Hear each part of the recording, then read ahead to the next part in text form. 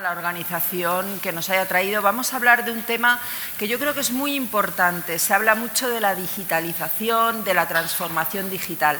Esto está afectando, lógicamente, a los medios de comunicación. Hay medios de comunicación que todos sabemos que están en crisis, como puede ser el papel, pero también las televisiones empiezan a experimentar caída en las audiencias de la mano de los nuevos formatos que han empezado a aparecer. Antes de los medios de comunicación fueron, por ejemplo, las discográficas de la mano de Spotify. Y para hablar de si realmente los medios están perdiendo influencia, que yo creo que no, y lo voy a defender, me acompañan aquí el subdirector de Periodista Digital, Luis Valcárcel. ¿Qué tal? Muy buenas. Muchas gracias. Y el profesor de Derecho Constitucional y en todo de comunicación, especialista en redes sociales, ha llevado la de la JMJ, lleva ahora Pablo Casado, Rafa Rubio, muy buenas. Hola. Maestro. Y tenemos que hablar de ello. Yo empezaba diciendo que creo que los medios tradicionales, no, pese a ser una pirámide jerarquizada, no han perdido influencia, han podido perder visitas. Pero lo cierto es que yo creo que siguen siendo quienes marcan la agenda política y, desde luego, creo que el medio de comunicación estrella y el que lo decide todo es la televisión, que es un medio muy tradicional, pero el más influyente. Y los periódicos, insisto, no han perdido influencia, han perdido lectores. En las tertulias por la mañana se habla de lo que publica ABC, La Razón, El País, El Mundo. No se habla de lo que publican los digitales, con algunas excepciones. ¿Cómo lo veis? ¿Me lleváis la contraria? Pues no, yo estoy bastante de acuerdo. Hay que distinguir entre lo que es influencia y lo que es negocio. Es decir, los medios tradicionales han perdido negocio, pero no han perdido influencia. Ahora vamos a explicar por qué, qué entiendo yo por influencia. Ahora, en relación a lo que han perdido de negocio, pues evidentemente se han encogido. Las grandes empresas, por lo menos en España, las grandes empresas mediáticas, vamos a decir Vocento, Grupo Prisa, Grupo Z, voy a poner 3 casos, se han encogido. Datos. El Grupo Prisa, les invito, yo he escrito un libro, lo saqué el año pasado, se llama Prisa, liquidación de existencias. Cuento, como soy periodista experto en medios de comunicación, y ahí analizo lo que fue el Grupo Prisa. Salen a bolsa, se permiten en el año 2006 gastarse 2.000 millones de euros en una OPA a Sogecable por el tema del negocio del fútbol, y se arruinan y entran en bancarrota. Hoy es una empresa zombie. Hoy es una empresa, lo que Daniel Lacalle llamaría una empresa zombie, es decir, una empresa que no es productiva, que no da negocio, pero que al mismo tiempo se resiste a presentar su quiebra. El Grupo Z acaba de ser vendido después de cerrar. Hablamos del Grupo Z, lo que era Interview, Tiempo y El Periódico de Cataluña, uno de los periódicos emblema en Cataluña, un periódico de izquierda de referencia en Cataluña. Pues el Grupo Z acaba de ser vendido por la módica suma de 40 millones de euros, que es, como ustedes saben, es nada. A Antonio Asensio Mosbah, que era el hijo del dueño de Antonio Asensio, le habían ofrecido 400 millones de euros en la edad dorada, ¿no? Y el Grupo Vocento, cuando sale a bolsa a principios, hace unos 15 años, valía unos 1.800 millones de euros. Hoy apenas vale 180 millones de euros, con suerte. Con lo cual, es evidente que han perdido negocios. Son empresas muy grandes, pero que sus activos son muy pequeños. ¿Saben cuánto vale Netflix? Pues Netflix en bolsa vale 75.000 millones de dólares. Estas empresas al lado de Netflix son hormiguitas, es decir, no existen. Se han encogido. Y luego, si quieres, hablo del tema de la influencia. O sea, yo creo que en la línea de completar lo que dices, o sea, lo primero que han perdido es el carácter tradicional. O sea, yo creo que lo primero que ha desaparecido, o sea, lo primero que se genera es una fragmentación mucho más amplia en la que es muy difícil distinguir entre qué es un medio tradicional y qué no es un medio tradicional. Y aunque puedo estar de acuerdo en que la agenda de las mañanas la pueden marcar lo que podríamos llamar medios tradicionales, la realidad es que la agenda del día no la marcan, o sea, y al final la agenda de la mañana la acaba marcando lo que pasa en lo digital durante todo el día. O sea, yo creo que hay un efecto circular en el que lo que acaba llegando a los medios por la noche es la pelea mediática que ha ocurrido en los medios digitales, o liderada, creo, en los medios digitales durante todo el día, ¿no? Me parece que eso es interesante. O sea, a la hora de la verdad, en los medios digitales se produce una batalla para generar la agenda de la noche, por decirlo de alguna manera, que es la que va a acabar marcando la agenda de la mañana de radios y matinales, ¿no? Entonces, en gran medida, creo que aunque se da ese proceso y en los tres elementos, por decirlo de alguna manera, hay una gran, o sea, sigue habiendo influencia, se están dirigidos a distintos públicos, ¿no? O sea, creo que en las élites de este país se sigue considerando lo tradicional como un plus de legitimidad o como un plus de veracidad, pero o sea, por decirlo de alguna manera, en una base más amplia de la opinión pública informada, sí que durante el día los medios digitales son determinantes, ¿no? O sea, que basta mirar las redes sociales, que es donde creo que se produce en gran medida esa batalla mediática que acaba generando la agenda del día, para ver que hay medios no tradicionales que acaban marcando, poniendo puntos en la agenda que van a acabar en los medios tradicionales.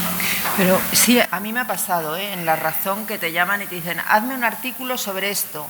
Y dices, vale, te saco en el digital y en el papel no. Y dices, pero si vas a tener mucha mayor difusión, la difusión es mucho mayor en el digital que en el papel. Eso sería lo de las élites, pero las redes sociales, Rafa, tú eres un gran experto en redes sociales y ahora están muy de moda. Desde que ha ganado Trump está súper de moda hablar de redes sociales. ¿Realmente las redes sociales pueden ser determinantes a la hora de marcar la agenda política? No hablo solo de las campañas, sino dentro y fuera de las campañas. Porque yo creo que no lo son tanto. O sea, yo creo que en España, Estamos en una situación curiosa, ¿no? Acaban de ocurrir dos elecciones en las que hemos visto un retroceso. El otro día había un artículo en El País bastante peculiar sobre esto, en el que no hemos visto grandes innovaciones online, ¿no? Donde el uso de las redes, que desde el año 2008 se caracterizaba por una gran innovación, 2008 Facebook, 2012 segmentación, 2016 Twitter, de repente en este año nos ha faltado como una gran novedad. Y hemos empezado a medir y hemos visto como haciendo cosas distintas o pues, segmentando mucho mejor la compra de publicidad, por ejemplo, que yo creo que lo que ha hecho Ciudadanos, lo que ha hecho el PP, que comprar casi 5.000 campañas en 15 días, me parece que sin ver las tripas, pues implica un esfuerzo de segmentación grande. Pero por ejemplo, no hemos visto grandes novedades, incluso algunos se han permitido dudar de la utilidad de estas redes en campaña, ¿no? O sea, lo del PSOE, que ha segmentado más en papel que en las redes, tiene cierta gracia. O sea, que habiendo comprado una sola publi en redes, o dos o tres, por decirlo de alguna manera, ha hecho 7 versiones de la carta resulta casi contradictorio y un poco peculiar, ¿no? Decir, oye, yo me marco la chulería, es decir, a mí lo online me da igual y juego con el papel. Es evidente que más allá de la publicidad en redes, que fue como la moda de las últimas elecciones generales, las redes hoy en día son el terreno donde yo creo que se sigue dando la batalla política, ¿no? Y ahí es donde adquiere su importancia. El primer fenómeno que tuvimos en redes fue el 15M. Es decir, el 15M eran 4 gatos que estaban en la Plaza del Sol y los medios digitales vimos que cuando contábamos algo que tenía que ver con el 15M, el tráfico se disparaba, porque ellos tenían el control, tenían los resortes de lo que en ese momento eran las redes, que no eran lo que es ahora, pero ya se empezaba a notar. Cuando vimos que el tráfico empezaba a subir, pusimos el foco en ello. Insisto, eran 4 gatos. Fuimos hasta ahí, me acuerdo que muchos medios, Intereconomía mandaba 4 o 5 periodistas, bueno, todos estuvimos ahí y al final eso acabó siendo lo que fue. Pero empezó siendo un fenómeno de redes. El 2004, el 13M, también fue un fenómeno de redes. Unos tíos que se pasaron unos SMS y acaban yendo solamente 300 tíos, pero como van las televisiones encima, parecen que son 3 millones. Entonces, a partir de ahí genera, es decir, eso que cursimente se llamó tecnopolítica, ¿no? Bueno, pues eso es, ahí empieza, y yo creo que la izquierda en ese sentido descubre la fuerza de las redes mucho antes que la derecha. Mientras la derecha descubre Internet antes que la izquierda descubre el poder de las redes. Y hoy para mí, evidentemente, las redes tienen muchísimo poder, sobre todo desde el punto de vista publicitario. Influencia, ¿qué defino yo por influencia? El miedo que puede generar en el establishment. ¿Y por qué yo coincido contigo en que los medios tradicionales no han perdido influencia? Porque el establishment, y Rafa también decía algo parecido, las élites están con ellos, es decir, Claro, son 4 tíos, son tíos que juegan al golf juntos. Entonces, mira, lo estoy pasando mal. Aquí en este país, voy a poner 2 ejemplos. Al Grupo Prisa le rescatan en 2 momentos diferentes una alianza de poder en los cuales influye. Está el gobierno primero el gobierno de Zapatero, pero sobre todo el gobierno de Rajoy, que dice el Grupo Prisa es una cuestión de Estado, si los dejamos caer se cae la marca España. Estamos hablando de un grupo que no da ningún tipo de beneficios, que acababa de despedir a 2.000 empleados y que tiene una deuda en ese momento de más de 3.000 millones de euros. Pero es marca España, hay que salvarla. Esa es una decisión política y para salvarlo, una alianza de bancos que deciden meter una ampliación de capital de 400 millones de euros. De ese dinero, de 10 euros que metieron, perdieron 9. Eso en el 2010, entre 2010 y 2014. Y al final, en el 2017, otra ampliación de capital para salvar al Grupo Prisa. Grupo Z, compra del Grupo Z. El Grupo Z tenía una deuda de 100 millones de euros. El Grupo MOL compra por 40 millones de euros y los bancos, más unas ICO autonómicas, le perdonan, le hacen una quita de deuda del 70%. O sea, vayan ustedes a un banco y pídanle una quita de deuda del 70% a ver lo que les dicen. Pues a un grupo mediático arruinado, que acaba de cerrar 2 periódicos y que solamente sobrevive con el periódico de Cataluña y un periódico deportivo que no lo lee nadie más que 3 o 4 culés, pues le han perdonado el 70% de una deuda de 100 millones de euros. Eso es tener influencia, eso es tener el respaldo del establishment. Y eso los medios digitales no lo tenemos. Claro, pero fíjate, decía Rafa una cosa y yo creo que tú coincidías en eso. Horror. Cuando estábamos hablando, decíais, el 15M, efectivamente, pueden hacer el movimiento en redes, como sucedió también en las primaveras árabes. Pero, y por eso yo hablo de influencia, si los medios tradicionales, y aquí estoy pensando sobre todo en las televisiones, cuando digo tradicionales quiero decir los que existían antes de 1990, no lo recogen, ese movimiento no va a ningún sitio, o sí. Esa es la paradoja. O sí. Que en gran medida, o sea, hay veces que creo que los medios tradicionales no pueden resistirse, por decirlo de alguna manera, a recoger determinadas cosas, ¿no? Hay otras que lo recogen intencionadamente, pero esa es la paradoja de la batalla mediática de la que hablaba primero, ¿no? O sea, que parece que hacemos política en las redes para recibir la bendición de los medios tradicionales. O sea, durante mucho tiempo en política hemos jugado a ganar los debates online para que al día siguiente una pequeña página o 2 faldones de un periódico de papel dijera el Partido Popular ganó el debate en redes y consiguió ser trending topic, ¿no? Entonces resultaba bastante patético ver como más allá de la influencia sobre las ideas de lo que se estaba jugando en ese debate, en ese momento en concreto, estuvieras buscando ganar el postdebate y sobre todo ganar el postdebate en los medios tradicionales. Y ser trending topic, porque hay una obsesión por ser trending. Eso es, entre comillas, ganar el postdebate. ¿Sirve de algo? Es que no sirve para nada. Los medios tradicionales, eso yo creo que es ganar el postdebate. Yo creo que así como hemos exagerado la influencia de los medios tradicionales, hemos exagerado la influencia de las redes. Entonces, hay que tener en cuenta, a veces se dice trending topic y entras y son 4 tweets. Entonces son 4 tíos que están ahí tuiteando. O peor, 3.000 bots. Bueno, o 3.000 bots. Entonces hay que tener, en eso hay que ser muy cuidadoso. Que los medios tradicionales miran las redes, no tengas duda. Así que la agenda hoy, en parte, la están marcando las redes, de eso no tengas duda. Y que mucha gente hoy se informa solamente por las redes, de eso no tengas duda. Pero no exageremos la influencia que pueden tener. Para mí lo que es influencia, yo te dije que es esa alianza, esa connivencia, ese compadreo entre los amos del dinero y las grandes cabeceras, ¿no? Efectivamente. Y sobre todo, porque yo no recuerdo, por ejemplo, a Mariano Rajoy darle una entrevista a un medio digital, por ejemplo. En parte también eso te habla de lo que ellos consideran que es un medio importante, ¿no? Entonces, y eso probablemente... sigamos con eso durante bastantes años. Realmente. Por eso yo creo, y con esto déjame remato el tema de la influencia, yo creo que tiene mucha más influencia, por ejemplo, ciertas universidades, no hablo de esta, pero hay muchas universidades que son, en ese sentido, son muy tóxicas, son como auténticos Chernobyles radioactivos de información, ¿no? Para mí es mucho más tóxico, mucho más influyente y mucho más peligroso un Juan Carlos Monedero que un Antonio García Ferreras, por ejemplo. No, sin duda. Pero fíjate, periodista digital, hablamos periodista, periódico, Aunque ahora estáis metiendo una tele, estáis haciendo audiovisual, Bueno, que lo sé yo muy bien. De hecho, yo soy muy fan de un programa que se llama Mátame Camión. Sí. Así. Pero fíjate, Luis, metéis audiovisual, pero intentáis hacer un periódico. Mi pregunta es, ¿creéis que los periódicos de papel que tienen versiones digitales han entendido el digital? Porque yo ahí tengo serias dudas. Yo veo los digitales nativos, El Confidencial, me da igual la línea ideológica, y veo que están haciendo un producto específico para digital. Y veo las versiones digitales de los medios de papel y me da la impresión que siguen haciendo el volcado del papel.